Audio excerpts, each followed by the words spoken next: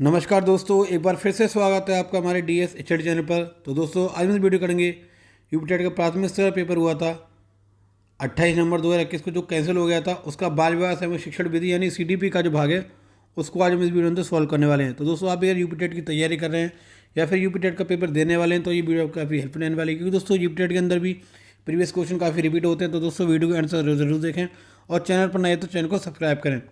तो चलिए दोस्तों शुरू करते हैं आज के प्रश्न नंबर 1 से। निम्न में से कौन सा शिक्षण का स्तर नहीं है? ए अवबोध स्तर, बी स्मृति स्तर, सी अभिप्रेरणा स्तर या फिर डी प्रत्यावर्ती स्तर। तो दोस्तों इसका उत्तर होगा ऑप्शन नंबर सी यानी कि अभिप्रेरणा स्तर। नेक्स्ट, विकास के मनोसामाजिक सिद्धांत का प्रतिपादन किया था? ए स्किनर ने, बी थॉर्नडाइक ने, सी एरिक्सन ने या फिर डी हरलॉक ने। तो दोस्तों इसका उत्तर होगा ऑप्शन नंबर सी यानी कि एरिक्सन ने। तो दोस्तों विकास के मनोसामाजिक विकास के सिद्धांत का प्रतिपादन एरिक्सन ने किया था। नेक्स्ट, निम्न में से कौन सा थॉर्नडाइक द्वारा दिया गया अधिगम का मुख्य नियम नहीं है? ए प्रभाव का नियम, बी अभ्यास का नियम, सी तत्परता का नियम या फिर डी अभिवृत्ति का नियम। तो दोस्तों इसका उत्तर होगा हमारा ऑप्शन नंबर डी यानी कि अभिवृत्ति का नियम। तो दोस्तों प्रसिद्ध मनोवैज्ञानिक और संबंधवाद के प्रवर्तक थॉर्नडाइक ने अपने अधिगम सिद्धांत के आधार पर अधिगम के 3 मुख्य नियम दिए हैं। वो तीनों ये हैं, कौन कौन से? प्रभाव का नियम, अभ्यास का नियम और तत्परता का नियम। और जो थॉर्नडाइक का अधिगम का मुख्य नियम नहीं है वो है हमारा अभिवृत्ति का नियम। नेक्स्ट, कॉलर तथा कोफ्का के अनुसार सीखना होता है? ए सूद द्वारा, बी अनुकरण द्वारा, सी प्रयास द्वारा या फिर डी अभ्यास द्वारा। तो दोस्तों इसका उत्तर होगा ऑप्शन नंबर ए यानी कि सूद द्वारा। तो दोस्तों सूद या अंतर्दृष्टि सिद्धांत का प्रतिपादन गेस्टाल्ट मनोवैज्ञानिक द्वारा विशेषज्ञ कॉलर और कोफ्का द्वारा किया गया था। कॉलर और कोफ्का के अनुसार सीखने वाले व्यक्ति में जैसे ही सूझ उत्पन्न हो जाती है वह तुरंत सही अनुक्रिया करने लगता है और इस तरह व्यक्ति सही अनुक्रिया को करना सीख जाता है। नेक्स्ट, सामाजिक निर्माणवाद के जनक कौन थे? ए प्याजे, बी नोवाक, सी वाइगोस्की या फिर डी ग्लासर फ्लेड। तो दोस्तों इसका उत्तर होगा ऑप्शन नंबर सी यानी कि वाइगोस्की। तो दोस्तों निर्माणवाद का सिद्धांत लेव वाइगोस्की द्वारा प्रतिपादित किया गया था।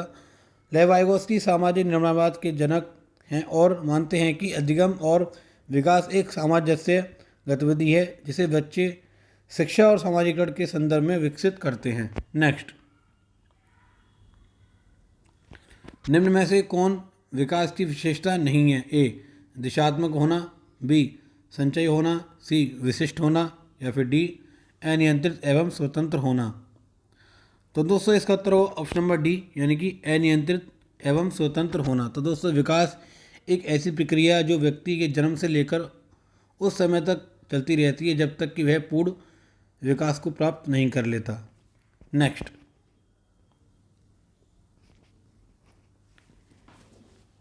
हेरिडिटी जीनियस पुस्तक के लेखक हैं? ए गाल्टन, बी हरलॉक, सी वुडवर्थ या फिर डी रॉस। तो दोस्तों इस प्रश्न का जो सही उत्तर होगा हमारा ऑप्शन नंबर ए यानी कि गाल्टन। तो दोस्तों व्यक्तित्व भिन्नताओं का अध्ययन सर्वप्रथम सर फ्रांसिस गाल्टन ने किया। उन्होंने सन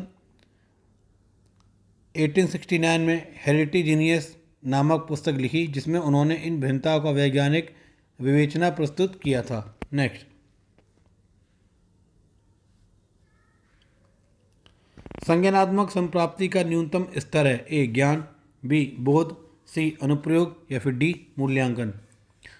तो दोस्तों इसका उत्तर होगा हमारा ऑप्शन नंबर ए यानी कि ज्ञान। तो दोस्तों ब्लूम के वर्गीकरण के सीखने के 3 क्षेत्रों की पहचान की है: संज्ञानात्मक, भावात्मक और मनोप्रेरणा। तो दोस्तों संज्ञानात्मक क्षेत्र के अधिगम स्तर ज्ञान, अवबोध, अनुप्रयोग, विश्लेषण, चिंतन, संश्लेषण और मूल्यांकन है। नेक्स्ट, सूक्ष्म शिक्षण का अंतिम सोपान है? ए प्रतिपुष्टि, बी पुनः योजना, सी पुनः प्रतिपुष्टि या फिर डी पुनः शिक्षण। तो दोस्तों इसका उत्तर होगा ऑप्शन नंबर सी यानी कि पुनः प्रतिपुष्टि। तो दोस्तों शिक्षण प्रशिक्षण विधि है जिसमें छात्राध्यापक किसी एक शिक्षण कौशल का प्रयोग करते हुए थोड़ी अवधि के लिए छोटे छात्र समूह को कोई एक संपत्ति पढ़ाता है। नेक्स्ट, गिलफोर्ड के अनुसार अपसारी चिंतन में आवश्यक है ए श्रेणीकरण, बी विचार प्रवाह, सी अंकगणितीय तर्क या फिर डी एक समाधान। तो दोस्तों इसका उत्तर होगा ऑप्शन नंबर बी यानी कि विचार प्रवाह। तो दोस्तों गिलफोर्ड के अनुसार अपसारी चिंतन में विचारों का प्रवाह होना आवश्यक है। जब किसी व्यक्ति के सामने कोई समस्या रखी जाती है, उस समस्या के समाधान के लिए वो व्यक्ति अपनी कल्पनाशील और सृजनात्मकता का प्रयोग करता है। नेक्स्ट, मस्तिष्क उद्वेलन विधि के प्रतिपादक कौन हैं? ए जॉन ड्यूई, बी ओसबोर्न, सी हरलॉक या फिर डी आसुबेल। तो दोस्तों इसका उत्तर होगा ऑप्शन नंबर बी यानी कि ओसबोर्न। तो दोस्तों मस्तिष्क उद्वेलन विधि के प्रतिपादक एलेक्स ओसबोर्न हैं। नेक्स्ट,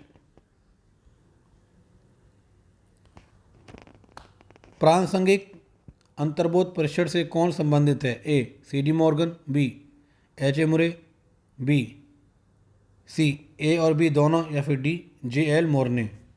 तो दोस्तों इसका उत्तर होगा ऑप्शन नंबर सी यानी कि ए और बी दोनों। तो दोस्तों प्रासंगिक अंतर्बोध परीक्षण नामक शैक्षणिक परीक्षण का प्रतिपादन मनोवैज्ञानिक मरे ने सहायक मॉर्गन के साथ मिलकर किया था, जो व्यक्तित्व के लक्षण के परीक्षण में सहायक होता है।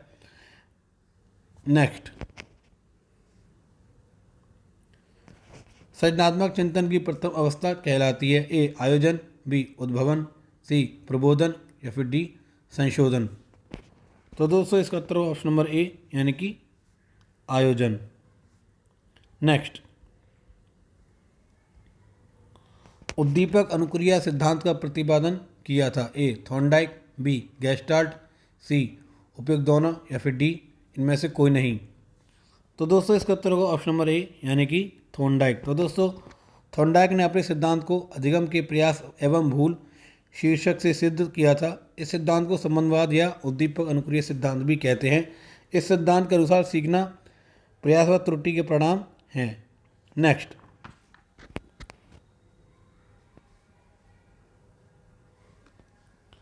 कौन से कारक अधिगम को प्रभावित करते हैं? ए व्यक्तिगत कारक, बी वातावरण संबंधित कारक, सी सामाजिक कारक या फिर डी उपयुक्त सभी। तो दोस्तों इस प्रश्न का सही उत्तर होगा हमारा ऑप्शन नंबर डी यानी कि उपयुक्त सभी। तो दोस्तों अधिगम एक प्रक्रिया है। इस प्रक्रिया की सफलता केवल प्रभावशाली शिक्षण पर ही नहीं बल्कि अनेक सामूहिक कारकों पर निर्भर होती है, जैसे कि व्यक्तिगत कारक, वातावरण संबंधी कारक एवं सामाजिक संबंधी कारक की मात्रा, स्वरूप और गति के निर्धारक रूप में उत्तरदायी होती है। नेक्स्ट, बहुबुद्धि का सिद्धांत किसने दिया था? ए प्याजे, बी ब्रूनर, सी गार्डनर या फिर डी वाइगॉस्की। तो दोस्तों इसका उत्तर होगा ऑप्शन नंबर सी यानी कि गार्डनर। दोस्तों बहुबुद्धि सिद्धांत के प्रतिपादक हार्वर्ड गार्डनर ने 1983 में दिया था। इस सिद्धांत के अनुसार बुद्धि का स्वरूप एकाकी न होकर बहुकारक होता है। नेक्स्ट, स्पिरमैन ने दिया? ए बुद्धि का द्विकारक सिद्धांत, बी बुद्धि का समूहकारक सिद्धांत, सी बुद्धि का बहुकारक सिद्धांत या फिर डी बुद्धि का प्रक्रिया उन्मुखी सिद्धांत। तो दोस्तों इसका उत्तर होगा ऑप्शन नंबर ए यानी कि बुद्धि का द्विकारक सिद्धांत। नेक्स्ट, प्रोजेक्ट विधि संबंधित है? ए किलपैट्रिक से, बी रूसो से, सी मॉन्टेसरी से या फिर डी फ्रोबेल से। तो दोस्तों इसका उत्तर होगा ऑप्शन नंबर ए यानी कि किलपैट्रिक। तो दोस्तों प्रोजेक्ट विधि यानी कि प्रयोजन विधि के प्रतिपादक किलपैट्रिक हैं। किलपैट्रिक के अनुसार प्रयोजन वह प्रक्रिया है जिसमें पूर्व संलग्नता के साथ सामाजिक वातावरण में लक्ष्य प्राप्त किया जाता है। नेक्स्ट, पाठ योजना में छात्र के पूर्व अधिगम से संबंधित है? ए उद्देश्य लेखन, बी प्रस्तावना प्रश्न, सी मूल्यांकन प्रश्न या फिर डी लक्ष्य कथन। तो दोस्तों इसका उत्तर होगा ऑप्शन नंबर बी यानी कि प्रस्तावना प्रश्न। तो दोस्तों शिक्षण की शुरुआत का प्रथम चरण प्रस्तावना होती है। प्रस्तावना से आशय, भूमि या विषय वस्तु की सामान्य जानकारी से है। प्रस्तावना प्रश्न कौशल के प्रयोग में सर्वप्रथम शिक्षक पढ़ाए जाने वाले पाठ के बारे में छात्रों की जानकारी लेने के लिए प्रश्न करता है।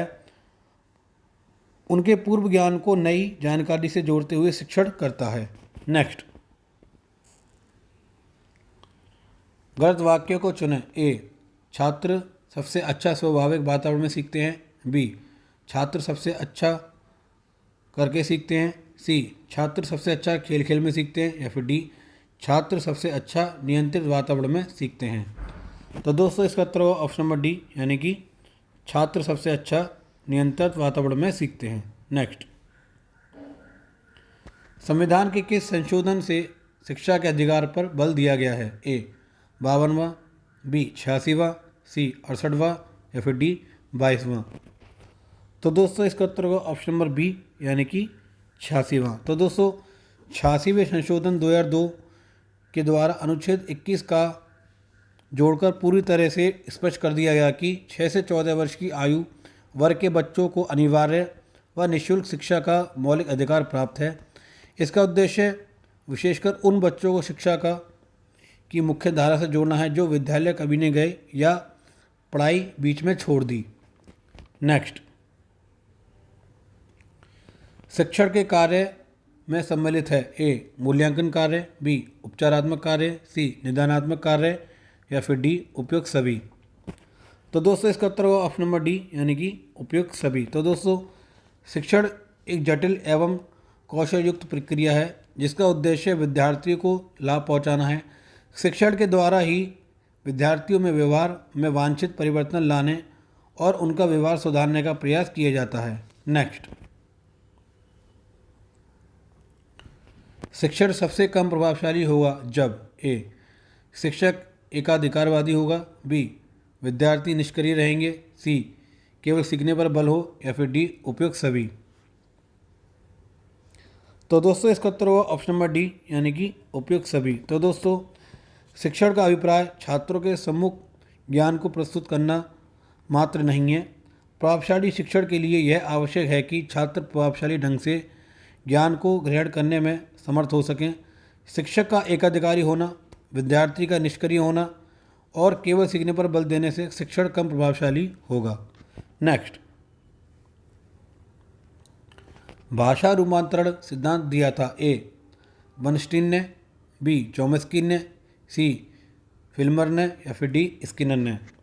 तो दोस्तों इसका उत्तर होगा ऑप्शन नंबर बी, यानी कि चॉम्स्की ने। तो दोस्तों भाषा रूपांतरण सिद्धांत के प्रतिपादक नोम चॉम्स्की नामक अमेरिकी भाषा वैज्ञानिक हैं। उन्होंने वर्ष 1957 में सिंथेटिक स्ट्रक्चर नामक पुस्तक लिखी और वर्ष 1956 में aspect of the theory of syntax नामक पुस्तक में संशोधित व्याकरण को प्रस्तुत किया। नेक्स्ट,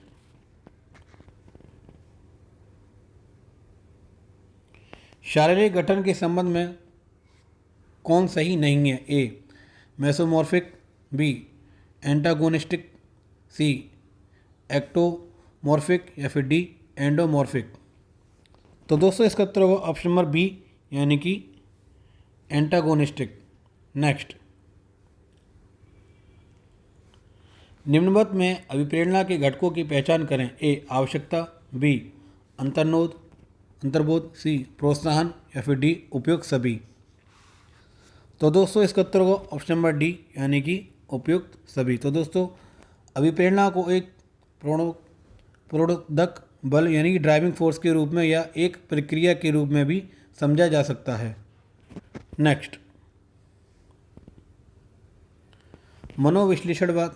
मनोविश्लेषणात्मक सिद्धांत के प्रतिपादक थे। ए, सिगमंड फ्रॉइड, बी, आलपोर्ट, सी, गिलफोर्ड, या फिर डी, 2 व 3 दोनों। तो दोस्तों इसका उत्तर होगा ऑप्शन नंबर ए, यानी कि सिगमंड फ्रॉइड। तो दोस्तों मनोविश्लेषणात्मक सिद्धांत के प्रतिपादक सिगमंड फ्रॉइड थे। फ्रॉइड की व्यक्तित्व रचना इदम, अहम और पराअहम, चेतन, अर्धचेतन व चेतन पर आधारित है। नेक्स्ट, निम्नलिखित में से कौन स्किनर द्वारा प्रतिपादित अधिगम के सिद्धांत से संबंधित नहीं है? ए, अभिक्रमित अनुदेशन सामग्री, बी, व्यक्तित्व निर्धारित अनुदेशन, बी, त्रुटियों के माध्यम से सीखना, या फिर डी, व्यवहार रूपांतरण तकनीकी। तो दोस्तों इसका उत्तर होगा ऑप्शन नंबर सी, यानी कि त्रुटियों के माध्यम से सीखना। नेक्स्ट, विभिन्न योग्यताओं एवं रुचियों वाले विद्यार्थियों हेतु कौन सा मूल्यांकन अधिक उपयोगी होगा? ए आंतरिक मूल्यांकन, बी बाह्य मूल्यांकन, सी प्रायोगिक मूल्यांकन या फिर डी सतत एवं व्यापक मूल्यांकन। तो दोस्तों इसका उत्तर होगा ऑप्शन नंबर डी, यानी कि सतत एवं व्यापक मूल्यांकन। तो दोस्तों विभिन्न योग्यताओं एवं रुचियों वाले विद्यार्थियों हेतु सतत एवं व्यापक मूल्यांकन अधिक उपयोगी होगा। सतत और व्यापक मूल्यांकन का मुख्य उद्देश्य बच्चे के सीखने में सुधार लाना है ताकि वे प्रगति कर सकें और उनका संपूर्ण विकास हो सके। सीखने सिखाने के दौरान किए गए आकलन से उनके बारे में एकत्र की गई जानकारी शिक्षक को किसी भी विषय में बच्चों की क्षमता और सीखने में कमी की पहचान करने में सहायक होती है। चलते हैं दोस्तों आज के आखिरी प्रश्न तरफ। प्रश्न नंबर 30, निम्न में से कौन अनुदेशनात्मक उद्देश्य से संबंधित ब्लूम के वर्गीकरण के संज्ञानात्मक पक्ष से संबंधित नहीं है? ए ज्ञान, बी अवबोध, सी चरित्र निर्माण या फिर डी विश्लेषण। तो दोस्तों इसका उत्तर होगा ऑप्शन नंबर सी, यानी कि चरित्र निर्माण। तो दोस्तों ब्लूम के वर्गीकरण ने सीखने के 3 क्षेत्रों की पहचान की है: संज्ञानात्मक क्षेत्र, भावात्मक क्षेत्र और मनोप्रेरणा क्षेत्र। संज्ञानात्मक क्षेत्र के अधिकतम स्तर हैं ज्ञान, अवबोध, अनुप्रयोग, विश्लेषण, चिंतन, संश्लेषण और मूल्यांकन। तो दोस्तों ये हमारे हैं। तो दोस्तों मैं आशा करता हूँ आपको ये वीडियो अच्छी लगी होगी, और दोस्तों आपको ये वीडियो अच्छी लगी तो वीडियो को लाइक करें, वीडियो को शेयर करें, और चैनल पर नए तो चैनल को सब्सक्राइब करें। तो दोस्तों इससे पहले मैंने यूपी टेट के 2011 से लेकर 21 तक के ईवीएस के और सीडीपी के सभी क्वेश्चन करा दिए हैं, सभी पेपर सॉल्व करा दिए हैं। अगर आपने वो वीडियो नहीं देखी है तो प्लेलिस्ट मैंने सबकी बना दी है अलग से, तो उसमें जाकर आप देख सकते हैं। मिलते हैं दोस्तों हम अपनी अगली वीडियो में, तब तक के लिए थैंक्स फॉर वॉचिंग। जय हिंद।